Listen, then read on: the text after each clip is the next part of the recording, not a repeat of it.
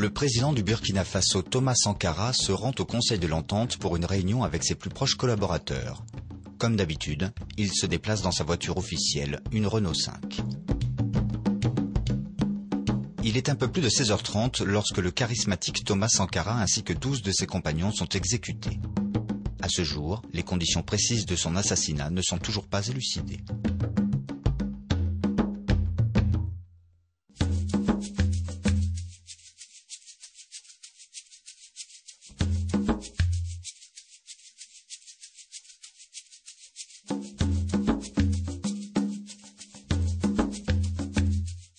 Dans l'immédiat, ce n'était pas une erreur pour ceux qui l'ont tué, parce qu'ils ont compris qu'on ne pouvait pas l'enfermer. On l'a déjà enfermé, ils ont vu ce que ça a donné.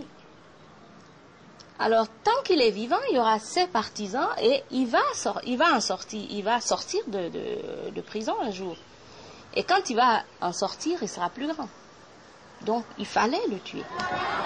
Les valets locaux, les Palestins, les Palestins, il n'arrive pas en disant tout commence avec moi. Non, il le dit clairement, je suis l'héritier aussi bien de Cabral, quand Cabral dit la culture est fondamentale dans la lutte pour l'émancipation des gens, parce que la lutte contre l'oppression, la lutte pour la liberté commence d'abord par l'émancipation de l'esprit. Sankara dit je suis l'héritier de Nkrumah, quand Nkrumah dit l'Afrique doit s'unir ou périr. Sankara dit je suis l'héritier de Lumumba, parce qu'il faut tout reposer aujourd'hui, il faut réfléchir à tout, repenser tout par nous-mêmes de nouveau. Mais Sankara dit aussi, je suis l'héritier de toutes les luttes qui sont passées dans le monde.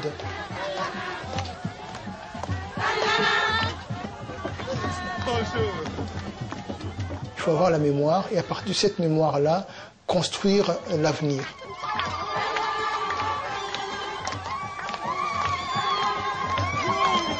Il y a là comme une injustice que l'histoire a cautionnée, que l'histoire a marquée à Berlin il y a 100 ans.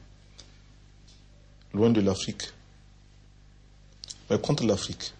Combien véritablement connaissaient l'Afrique lorsque, autour d'une carte mal faite d'ailleurs, ils décidaient de tracer les frontières, ignorant qu'ils séparaient des familles, des ethnies, des groupes sociaux.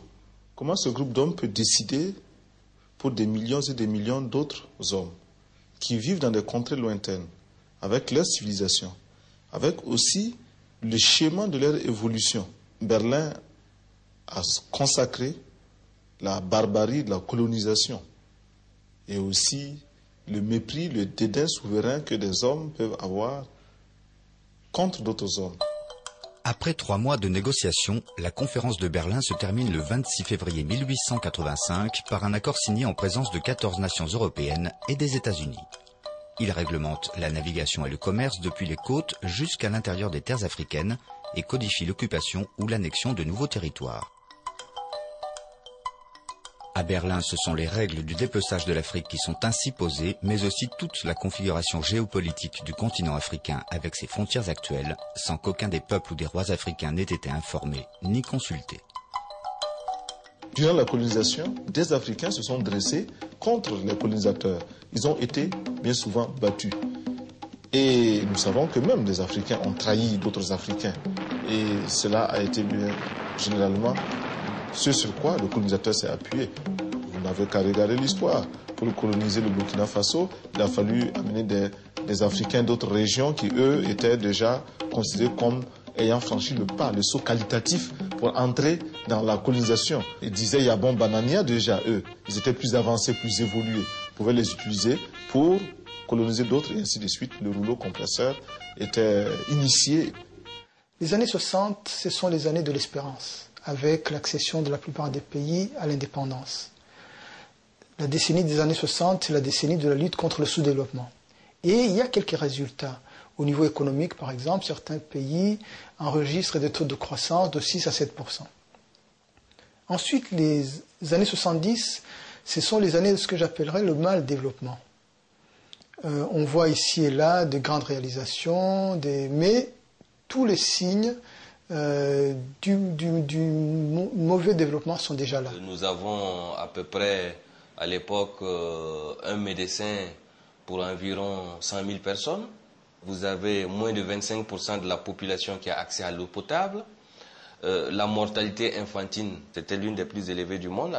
Vous avez le poids de la dette qui était excessive, qui pèsait vraiment sur ce pays. Et vous avez une administration qui est complètement alors gangrénée par la corruption, par les détournements de fonds et avec en prime l'impunité qui a pignon sur rue.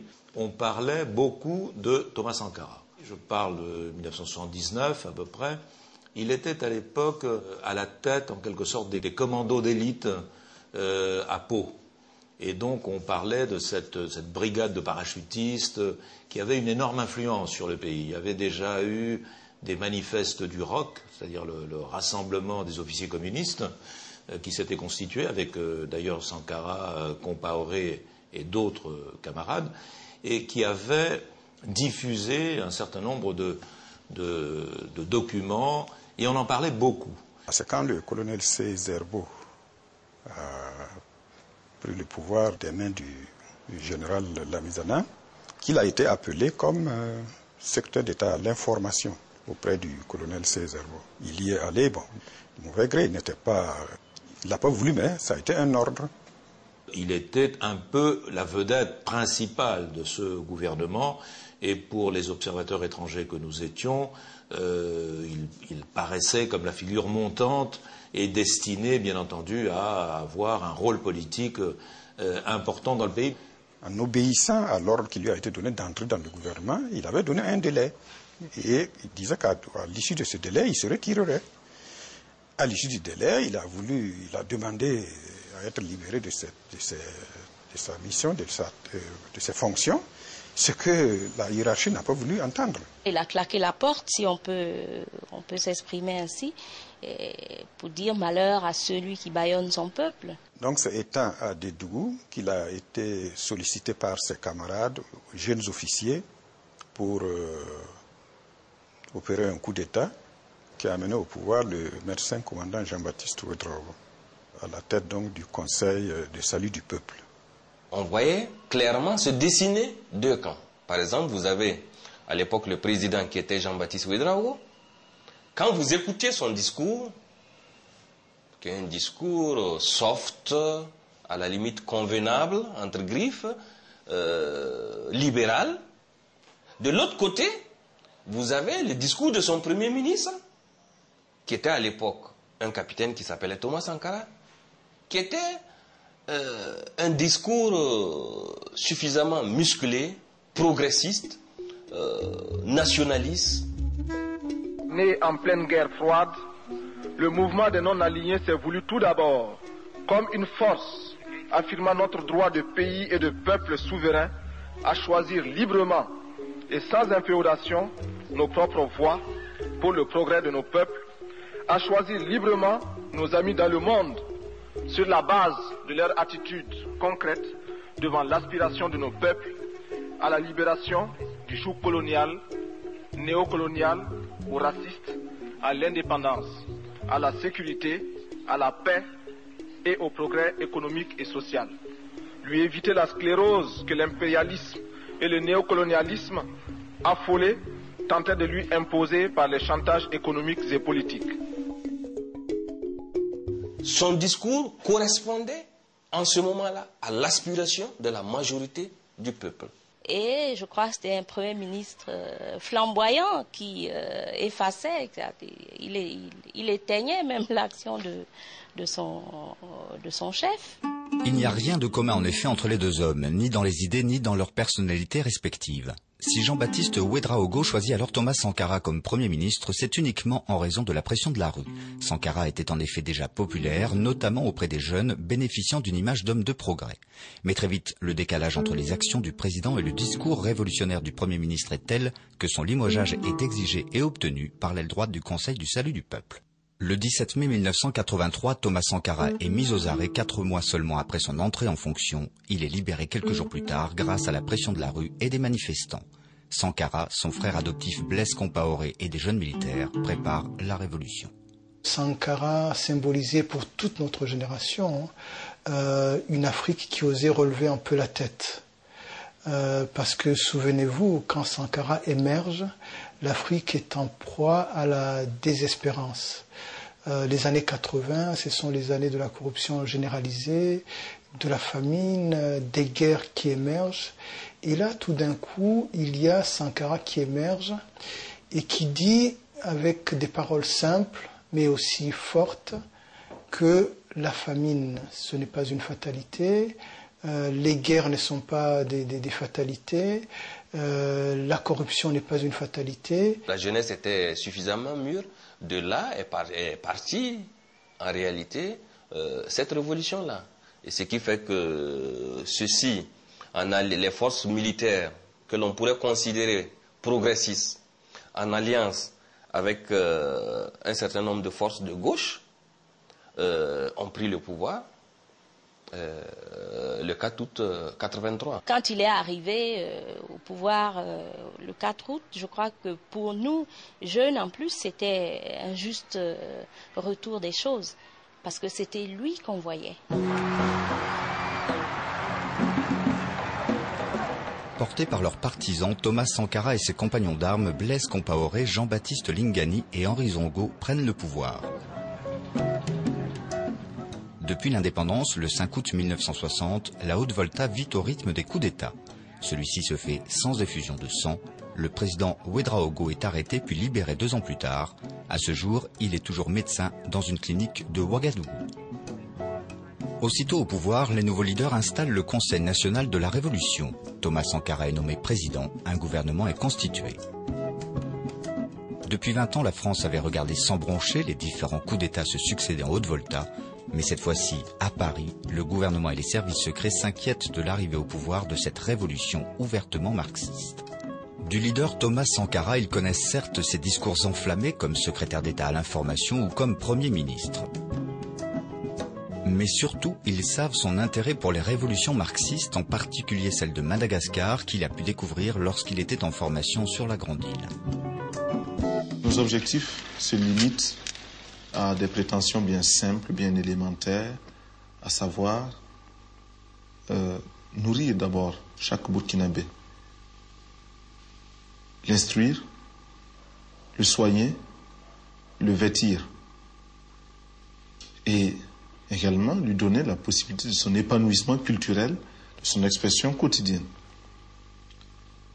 Mais pour réaliser tout cela, nous avons besoin de programmes économiques, de programmes culturels, de programmes politiques et même de programmes de sécurité. Car je crois que vous comprenez très bien que tout le monde n'applaudit pas lorsque l'on parle de Burkina Faso, lorsque l'on parle de voie révolutionnaire, c'est-à-dire d'un non-conformisme par rapport à ce qui a été établi jusque-là et que chacun connaît. La principale tentative d'assassinat a été réprimée. Les auteurs ont passé devant un tribunal militaire et il y a eu des sanctions, il y a eu quelques exécutions et c'était surtout des sanctions, des emprisonnements. Et il y a eu des libérations aussi, il y en a qui ont été relaxées. Mais il y a révolutionnaire et révolutionnaire, parce qu'il y avait une authenticité et surtout une intelligence et une volonté chez Thomas Sankara, parce qu'on a connu des gens qui étaient marxistes par mode. Ils étaient marxistes parce qu'il fallait être marxiste pour avoir un certain standing à ce moment-là, mais ce n'étaient pas des gens qui avaient un discours authentique, c'était des gens qui ne pouvaient que redire des slogans. Pour soutenir sa révolution, Thomas Sankara cherche des alliances, en particulier auprès du président ghanéen Jerry Rawlings, du leader sandiniste Ortega, du libyen Kadhafi et de l'Union soviétique.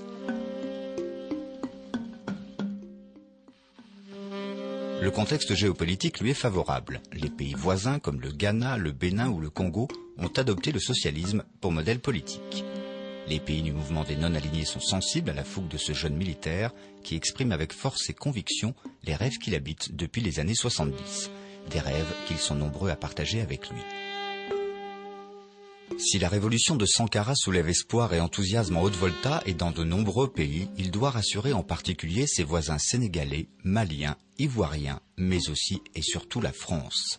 En effet, si les années 60 sont synonymes d'indépendance en Afrique de l'Ouest, Paris continue de décider du sort de ses anciennes colonies. Il est arrivé au pouvoir dans le cadre d'une volonté, disons, révolutionnaire, et il a signifié ça de façon très spectaculaire par le changement du nom du pays. C'est ainsi que, comme vous verrez, le Burkina avant s'appelait Haute-Volta. Le pays est devenu Burkina Faso, qui veut dire le pays de l'homme intègre. Et donc, à ce moment, on mettait beaucoup en relief l'honneur, la justice. Donc, on combattait la corruption. Puis très vite, il a mis en place une espèce de train de transformation importante, une politique en direction en particulier de la femme, sur laquelle il avait beaucoup insisté, la lutte contre l'excision, c'est lui qui a lancé le premier la lutte contre l'excision. Les femmes chez nous sont numériquement les plus nombreuses, mais du point de vue de la participation à la vie nationale, à la gestion des affaires, elles sont laissées pour compte. Nous avons pris des mesures pour montrer que nous accordons cette importance à la femme.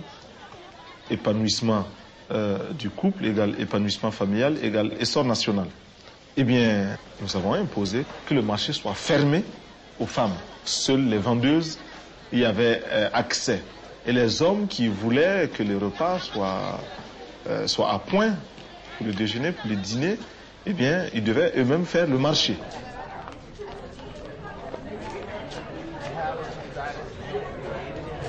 Les hommes chez nous ne font pas le marché. C'est une déchéance. Et ce n'est pas facile de s'attaquer à de tels préjugés, à de telles conceptions. Chacun de nous ici a été élevé dans le sentiment que parce qu'il est homme, il est d'office, il est d'emblée supérieur à tout ce qui est femme. Quel que soit leur âge, quelle que soit leur force physique, leur intelligence. Nous avons nommé des femmes à des postes de responsabilité. Dans notre premier gouvernement, nous avions une femme. On nous a dit oui, c'est bien, vous parlez beaucoup des femmes, mais enfin, on ne voit qu'une femme. C'est un alibi, c'est une femme alibi que vous aviez utilisée. Aujourd'hui, nous pensons que nous avons fait du chemin. Nous avons dans notre gouvernement 3 femmes ministres. Essor familial et solidarité nationale, sport et loisirs. Le budget, c'est une question qui est permanemment, quotidiennement importante. En tout cas, cette femme qui est au budget, comme j'ai eu l'occasion de le dire lorsqu'elle prenait fonction, elle se trouve dans le portefeuille de tous les hommes ici. Nous avons fait cela, nous avons nommé des femmes hauts commissaires qui commandent, qui dirigent des provinces au même titre que des hommes. Il y en a 4 en ce moment. Nous avons nommé des femmes à des postes de direction générale de grandes sociétés de la place. Et cela fonctionne très bien. Les femmes commencent à se dire, mais tiens, ce Conseil national de la Révolution, il est vraiment au sérieux pour la promotion de la femme. Et c'est elle-même qui nous propose maintenant les femmes qu'elles estiment capables. Camarade directeur des services. Camarade secrétaire. Il montre également l'exemple par son train de vie. Il touche 3300 francs français de l'époque. On dit à l'époque que c'est le président le plus pauvre du monde. Et surtout, il inaugure une chose qui est devenue aujourd'hui, qui fait aujourd'hui partie de la culture de tous les États, la déclaration des biens des dirigeants. Sankara, il le fait déjà en 83. Comme on dit, le poisson pourrit par la tête. Et donc, si l'exemple ne vient pas d'en haut, il est difficile de mener efficacement la lutte contre la corruption.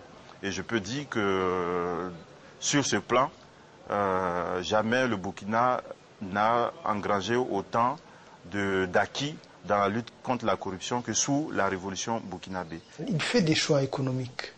Il dit le sous-développement n'est pas une fatalité si on fait les choix qu'il faut.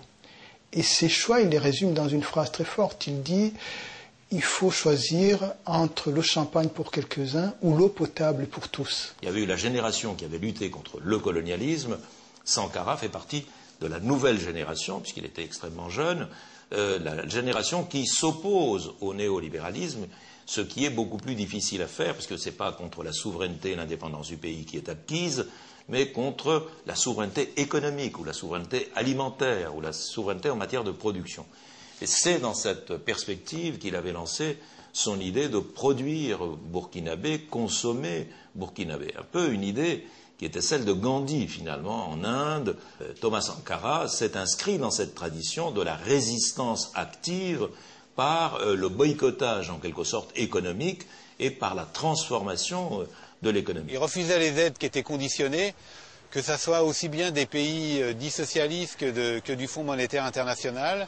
Et donc la seule ressource qu'il avait, à part quelques aides extérieures, c'était le travail de son peuple. Pendant la Révolution, pratiquement dans la plupart des cours à Ouagadougou, on voyait des femmes qui s'étaient mises à tisser alors pour fabriquer les habits traditionnels qu'on appelle le faso d'Anfani. On a là un produit qui permet de développer les revenus des agriculteurs et de développer un marché national. Donc si on veut développer une production locale, c'est-à-dire créer des emplois, développer des revenus sur les agriculteurs, il faut aussi que ça soit vendu sur place. Donc on développe la production de coton, on crée des emplois en faisant en sorte et une certaine indépendance de femmes en leur donnant un emploi et un revenu, on crée l'obligation que les fonctionnaires d'acheter ces habits et de les mettre 2 fois par semaine. Donc voilà qui crée des mécontentements, mais en même temps on se dit il est difficile de faire autrement. Cette journée est importante pour de nombreux enfants de votre pays et du mien. En Suisse, des milliers de personnes se sont mobilisées pour réunir les fonds nécessaires à la création de ce bâtiment. Le Burkina Faso, ancienne Haute-Volta, demeure l'un des pays les plus pauvres de la planète. Thomas Sankara ne peut donc refuser toutes les aides. Comme ici, lors de l'inauguration de cet hôpital, il accepte celles émanant des organisations non gouvernementales qui, elles, ne sont pas conditionnées. Afin d'être toujours prêt pour la défense de notre patrie. Bâtissons la Volta, ne la trahissons pas. Travaillons dans nos plaines, nos usines, élevons nos troupeaux.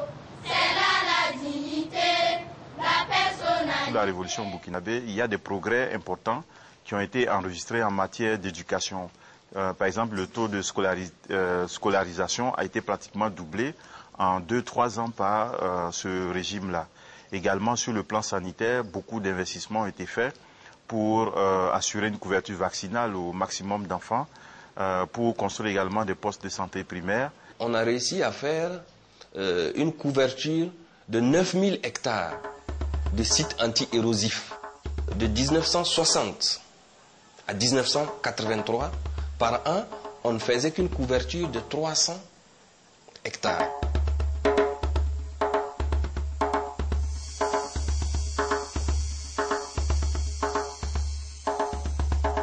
Et enfin, nous sommes dans un pays sahélien, désertique.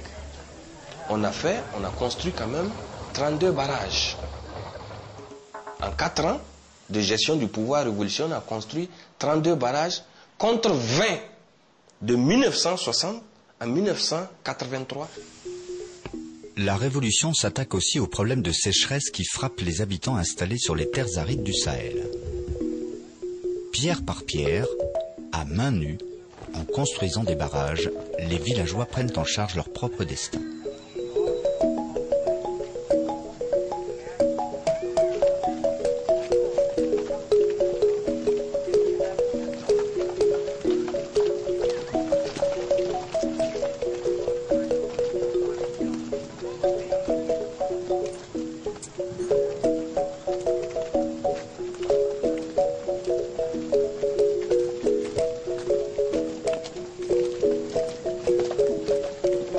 Il y a des retenues d'eau que nous avons creusées de nos propres mains, alors qu'ailleurs ce sont des grands engins qui les réalisent.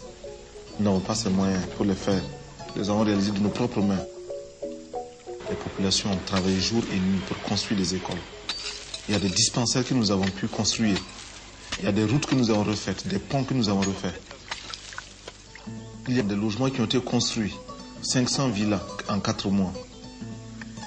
Nous avons fait la restructuration du commerce, de l'économie, des dispositions sur le plan militaire également pour notre sécurité, faire en sorte que le peuple participe à sa propre défense et que l'armée ne soit plus un groupe d'individus peut-être spécialisés qui, ayant appris le métier des armes, aurait pour lui et lui seul le contrôle de ses armes. Tous ces actes ont été posés. Mais le plus important, je crois, c'est le fait d'avoir amené le peuple à avoir confiance en lui-même, à comprendre que finalement, il peut s'asseoir et écrire son développement. Il peut s'asseoir et écrire son bonheur. Il peut dire ce qu'il désire. Et en même temps, sentir quel est le prix à payer pour ce bonheur. Cela a été très, très, très déterminant dans ce pays-là. Tous les enfants de mon âge étaient des pionniers. Et le message c'était quoi? Pionnier, oser lutter, savoir vaincre, vivre en révolutionnaire, mourir en révolutionnaire, la patrie ou la mort, nous vaincrons. Et c'était le slogan et on était tous dans le mouvement. Sankara, en quelque sorte, s'est inscrit dans la tradition des libérateurs de l'Afrique. Il y avait eu la première génération de des grands leaders. Il a voulu inscrire Burkina Faso comme un pays où la révolution africaine se prolongeait, en quelque sorte. Thomas Sankara, plus que quiconque d'ailleurs, était conscient d'une chose. La révolution burkinabé ne pouvait pas avoir d'avenir tant qu'elle resterait enfermée par tous les autres. Parce que tous les pays autour de nous n'étaient pas sur la même orientation. Et si nous ne travaillons pas à amener les peuples des pays, notamment voisins, à se prendre en charge eux-mêmes, à un moment donné ou l'autre, nous allons être étouffés. Cette révolution à la fois culturelle et économique n'est pas du goût de tout le monde. En Côte d'Ivoire, au Togo ou au Sénégal, pays encore sous très forte influence française, on craint la contagion sankarienne et on se demande comment l'arrêter. D'autres dirigeants africains qui se disent marxistes, révolutionnaires, n'apprécient guère ce jeune capitaine donneur de leçons d'honnêteté, d'intégrité et qui les interpelle en public ou à la télévision. Thomas Sankara en effet les accuse de se cacher derrière des mots, une idéologie et de vider les caisses de l'État à leur seul profit. Peu à peu, en Afrique et sur le plan international, Sankara finit par s'isoler. La révolution avançait sur certains plans de réalisation très vite, sans qu'il n'y ait de pause, etc. Parce que l'homme était convaincu qu'il se peut que demain, il ne soit plus là. Il impulsait non seulement dans tous les ministères, mais aussi autour de lui, il impulsait un rythme de travail qui était très difficile à suivre. Lui-même dormait très peu la nuit, il travaillait énormément, lisait beaucoup. Et si les gens étaient théoriquement d'accord avec la révolution, le fait de travailler avec une telle intensité, c'était pas toujours facile. En plus, il y a eu beaucoup de ce qu'on appelle des dégagements dans la fonction publique. Il y en a eu parce que les gens n'allaient pas à leur travail, parce qu'ils avaient détourné de l'argent. Il y a eu aussi des dégagements politiques, des règlements de compte politiques à travers les différents groupes politiques qui soutenaient la révolution. Donc tout ça créait un mécontentement. Sankara avait décidé qu'il fallait faire une certaine pause. C'était perceptible dans une circulaire où il avait dit qu'il fallait réintégrer des fonctionnaires. Et il avait plus ou moins employé le mot rectification, je crois que sous un autre terme, dans un discours qu'il avait fait en août. En tout cas, selon la prévision de ceux qui ont tué Sankara le 15 octobre, il devait procéder à sa liquidation ce jour-là là-bas. Mais des compagnons de Sankara, militaires comme civils, ayant été au courant, se sont organisés de telle façon aussi à ce que cela ne puisse se faire. Donc, ça n'a été que partie remise. Les sabotages économiques, les campagnes de dénigrement, la corruption, les provocations de toutes sortes, les chantages, comme les menaces, sont autant de manœuvres de l'ennemi qu'il nous a été donné de connaître et d'affronter durant ces 4 années de lutte révolutionnaire. L'adversité, nous l'avons aussi connue de l'intérieur de notre Burkina Faso bien-aimé, dans nos propres rangs, dans le camp de la révolution. Et il nous faudra plus de courage, plus de conviction et plus de détermination pour poursuivre la marche en avant. Mais cette conviction et cette détermination découleront en partie de ce que nous aurons tiré comme enseignement de notre expérience de 4 années de lutte. Et c'est pourquoi il nous faudra faire en l'an 5 de notre révolution une année de bilan. C'est vrai, dans le proche passé, nous avons parfois commis des erreurs. Cela ne devra plus se produire sur la terre sacrée du Faso. Il doit y avoir de la place dans le cœur de chacun de nous pour ceux qui ne sont pas encore parfaitement en harmonie avec les discours d'orientation politique et les objectifs de notre plan quinquennal. Ce sera à nous d'aller à eux et de les gagner à la cause révolutionnaire du peuple. Persévérance, tolérance, critique des autres, critique de nous-mêmes Voilà le difficile combat. D'un côté, il y a Sankara qui croit dans ce qu'il dit, et puis de l'autre côté, il y a des gens qui sont venus au pouvoir pour faire autre chose. Et à un moment donné, la contradiction s'accentue. Sankara veut aller plus loin, et eux, ils veulent freiner. Ils veulent jouir du pouvoir. Sankara veut partager le pouvoir avec les citoyens, faire en sorte que les citoyens soient dépositaires du pouvoir. Il y a eu un climat délétère. Il y avait des traques, il y avait des suspicions. Il était clair, tout le monde savait, même l'homme de la rue savait qu'au sommet, ça n'allait pas. Et qu'il y a deux clans. Un clan dirigé par Blaise, un autre par Sankara. C'était évident. Sa volonté de changer la vie, de transformer son pays, font qu'il y a certaines choses qu'il n'a pas vues, qui étaient pourtant évidentes par rapport au comportement d'un certain nombre de ses compagnons immédiats, d'ailleurs. Parce que nous avons un adage ici qui dit que c'est pas parce que nous dormons sur la même natte que nous faisons les mêmes rêves. Non seulement je le lui disais en tant que frère, mais en tant que ministre aussi, je lui portais toutes les informations qui me parvenaient. Mais il y a aussi des informations venant de l'extérieur. Et la situation était extrêmement dangereuse. Et qu'il soit conscient du danger, là, il n'y a pas de doute à cela. Hein. Et il y a un groupe d'officiers qui est allé voir Thomas pour lui demander de réagir. Il a dit non, lui, il ne réagira pas contre Blaise. Parce que de toute façon, le peuple ne comprendrait rien. Qu'est-ce qu'il allait expliquer?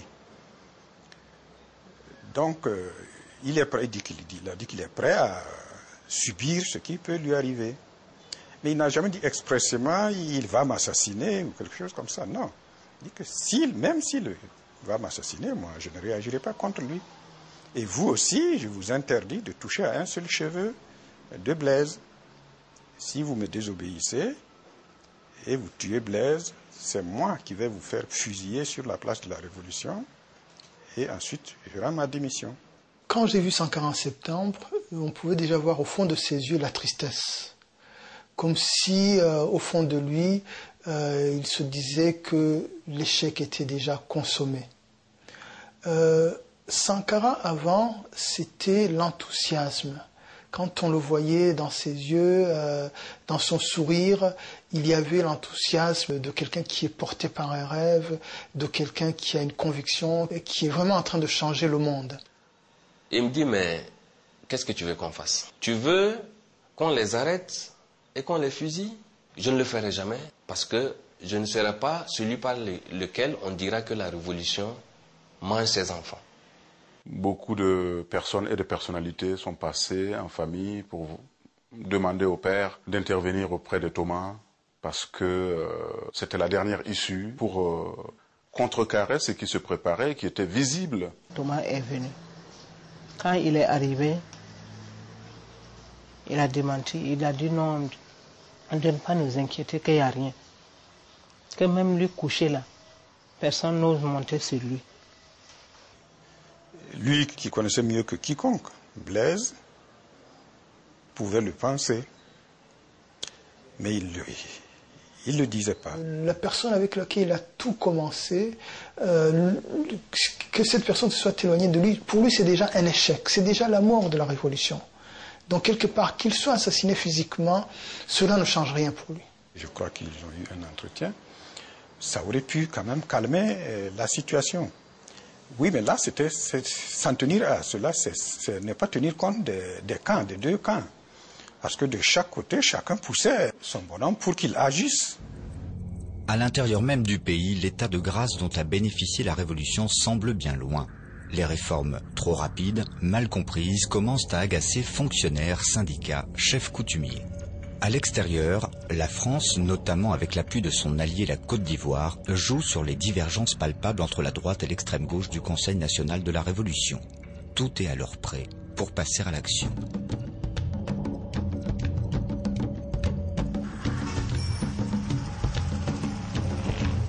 « 15 octobre 1987. Il est un peu plus de 16 heures. Thomas Sankara roule dans sa Renault 5.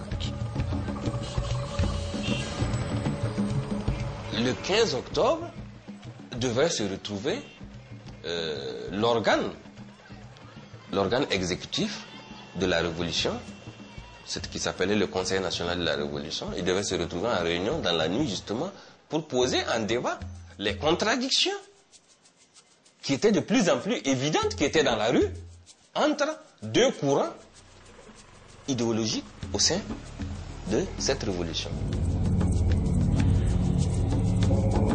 Des compagnons, étant conscients de cela, s'étaient préparés et avaient préparé leurs troupes aussi pour venir à cette réunion. Ce que d'aucuns laissaient entendre, notamment de la part de Boukari Kaboré, ben, si Sankara ne veut pas prendre ses responsabilités à cette réunion, eux vont le prendre à sa place, quitte à arrêter et Sankara et Blaise et les mettre en marche parce que ça ne peut pas continuer ainsi.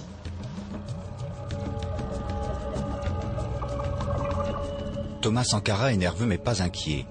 Il arrive au Conseil de l'Entente en survêtement car comme chaque jeudi, il vient de participer à la journée de sport de masse décidée par la Révolution. 13 de ses plus proches collaborateurs l'attendent dans la salle de réunion.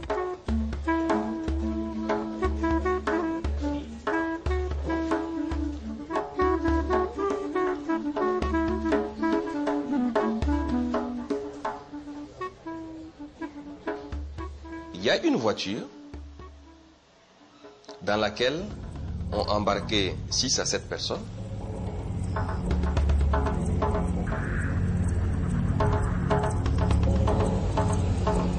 Arrivé au niveau de la maison où se tenait la réunion dirigée par Sankara.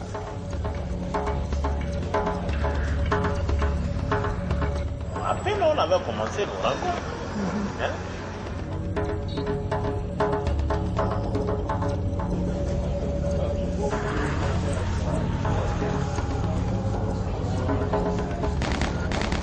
Ils ont commencé à tirer. J'étais au travail ce jour. Une de mes collègues qui me disait qu'on entend des coups de fusil. On jouait au ballon, c'était un jeudi soir et il y a des rafales, il y a de la poussière partout en ville, les gens qui fuient et tout. Je suis passé vers la présidence, j'ai vu un des militaires qui avait retourné son béret, il avait retourné peut-être sa veste. Dès que Sankara a entendu ces coups de feu, il a dit aux autres de ne pas bouger. Il leur dit, non, restez là, c'est moi qu'ils sont venus chercher. Et il sort, il va au-devant de ces assassins. Il est sorti les mains en l'air, ça je peux vous le dire.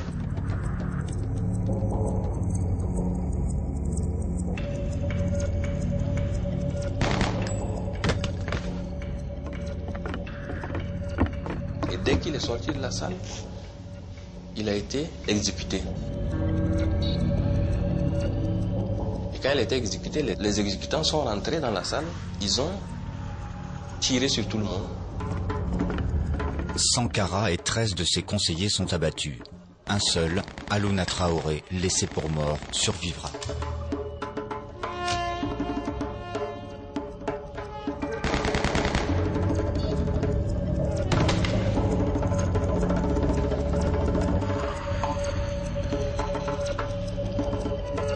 Je vais vous faire des confidences rapidement. Le calendrier s'est arrêté pour moi pendant 3 ans. Un monsieur du protocole qui est venu me prendre et mes enfants étaient déjà dans la voiture. Donc il me dit de rentrer, je suis rentrée. Je dis mais qu'est-ce qui se passe? Ils ont dit non, je n'ai pas eu beaucoup d'explications. Donc cette personne m'a amené chez des amis. Je suis restée là-bas, je n'avais aucune nouvelle. Je suis allé à ma permanence CDR. Toute la nuit, discussion avec un certain nombre de CDR.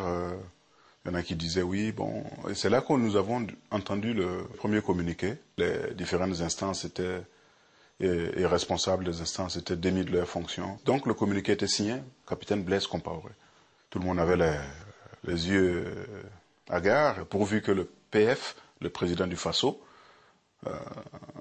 soit vivant, pourvu qu'il ne l'ait pas tué. J'ai moi-même fait ma petite conclusion. Je me suis dit, si ça vient de Blaise Compaoré, c'est sûr qu'il a été, Thomas a été assassiné, quoi. Et ce n'est que le lendemain que j'ai appris par la radio que Thomas a été assassiné. C'est les radios étrangères qui ont passé l'information comme quoi Thomas Sankara avait été assassiné. Et personne n'a voulu croire à ça. Tout le monde pensait au coup d'État.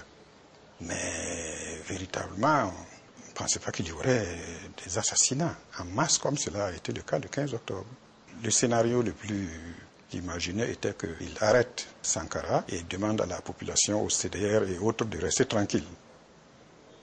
Et à ce moment-là, peut-être, si les CDR désobéissaient, à ce moment, peut-être qu'ils pourraient être passés par les armes. Les gens étaient violentés dans leur conscience en apprenant que Sankara est mort. Et pire, a été exécuté par son frère, Brutus et César. Beaucoup de gens se sont rendus au cimetière, se sont rendus compte du petit papier et de la brindille, la petite tige qui soutenait ce papier-là sur une petite monticule de terre qui faisait office de tombe. Ça faisait environ 1,20 m. Donc on imaginait un peu dans quel état étaient les corps.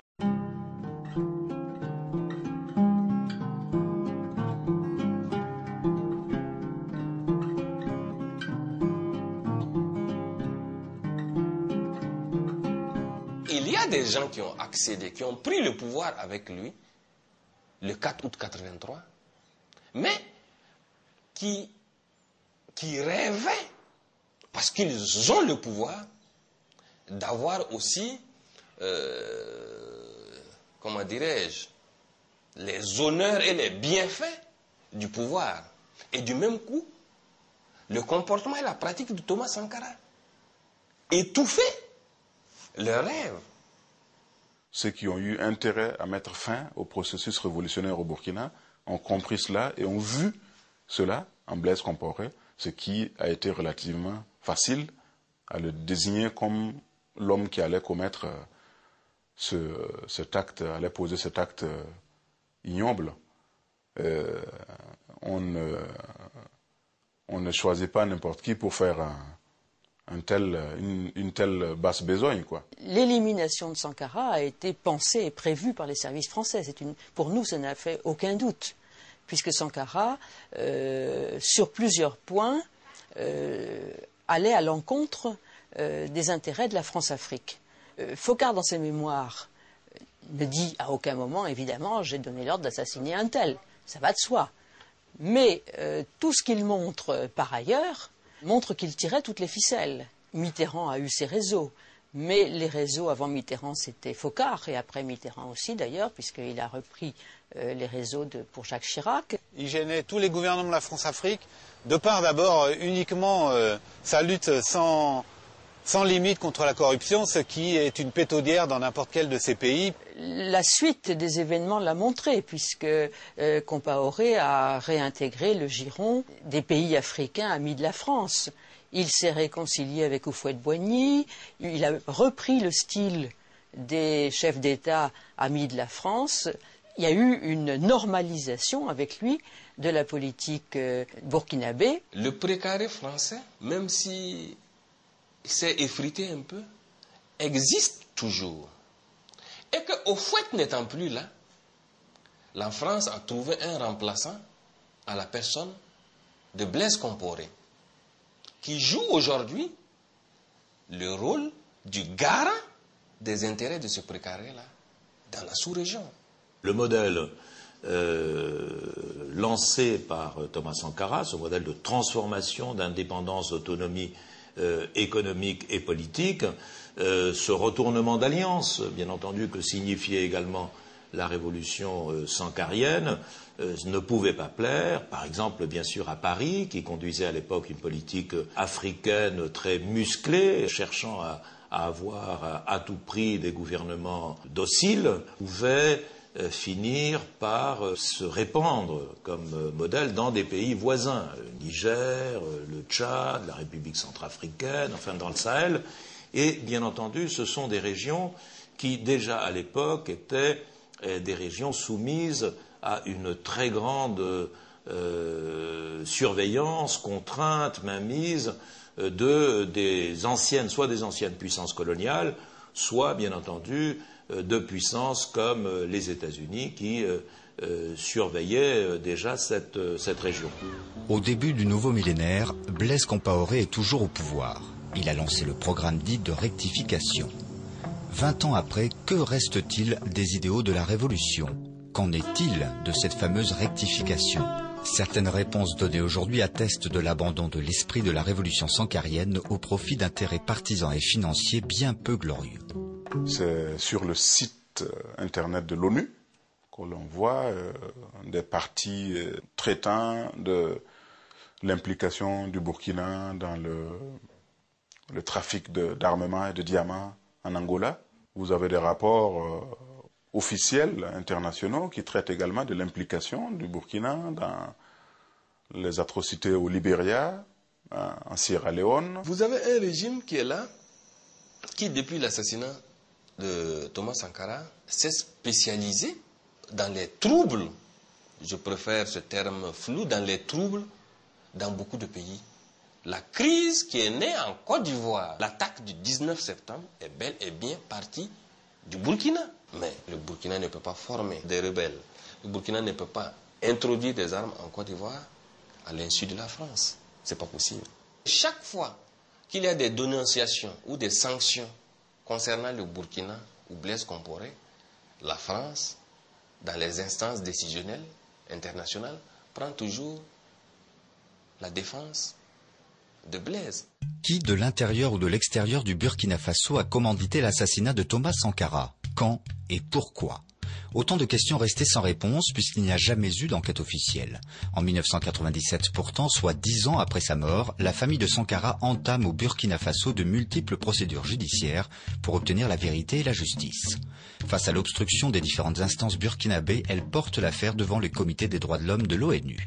Le 28 mars 2006, celui-ci rend une décision historique. Il donne raison à l'épouse de Thomas Sankara et au collectif juridique international Justice pour Sankara. Les autorités du Burkina Faso ont 90 jours pour ouvrir une enquête, élucider et établir les conditions de la mort de Thomas Sankara, rectifier le certificat de décès qui évoque toujours une mort naturelle. Le pouvoir burkinabé doit également préciser le lieu où se trouve la dépouille, indemniser la famille et rendre publique la décision. Pour toute réponse, Blaise Compaoré signe un décret modifiant l'acte de décès et propose près de 65 000 € d'indemnité en échange de l'arrêt de toute procédure. Offre refusée par Mariam Philippe et Auguste Sankara. Soutenus par leurs amis et avocats, ils continuent aujourd'hui de réclamer justice et vérité. Pour tous les citoyens à travers le monde qui exigent une justice, qui refusent le déni de justice, il est pour le moins paradoxal, voire scandaleux, qu'un chef d'État accusé d'un assassinat demeure au pouvoir, soit reconnu sur le plan international, alors que toute la lumière n'a pas été faite sur ce crime. Moi, j'attends qu'on fasse la vérité sur son assassinat. Parce que pour quelqu'un qui s'est vraiment sacrifié pour ce pays, on dit que... je ne peux pas dire comme tout le monde qu'il n'a pas fait des erreurs. Il a fait des erreurs, mais il a vraiment voulu le bonheur de ce pays, le développement de ces pays. Il s'est donné, toute personne qui l'a approché sait que c'était quelqu'un qui était sincère, qui travaillait pour son pays.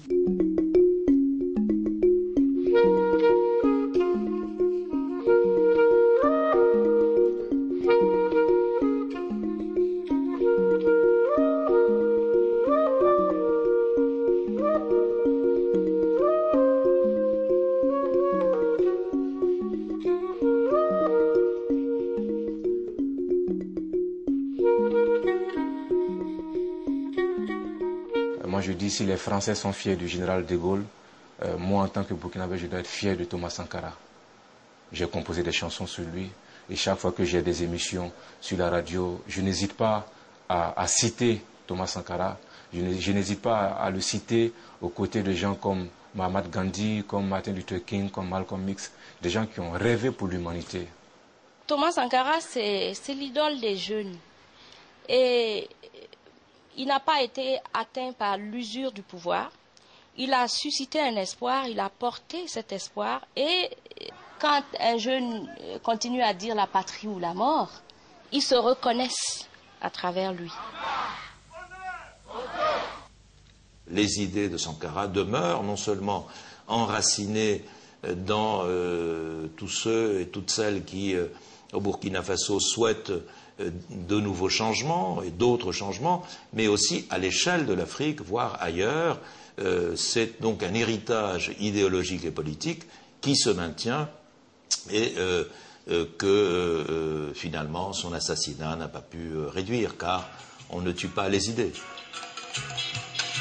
Ce vendredi, le vieux, parce que c'est comme ça on l'appelle en famille, est parti ce matin. Celui-là, grâce à qui nous avons pu avoir un fils digne, le capitaine Thomas Sankara, qui a voulu enseigner des valeurs, qui, parce qu'il a voulu enseigner l'intégrité et la dignité, n'a pas été compris par les rapaces, les voraces, les chacals, qui se sont empressés de l'éliminer, de l'assassiner. Et si Sankara a été un homme digne, un homme d'intégrité, c'est parce qu'il a eu un père qui lui a enseigné ces valeurs-là. Alors papa, depuis ta retraite dans la vallée de Zion, allez, on dira tout simplement bon voyage papa.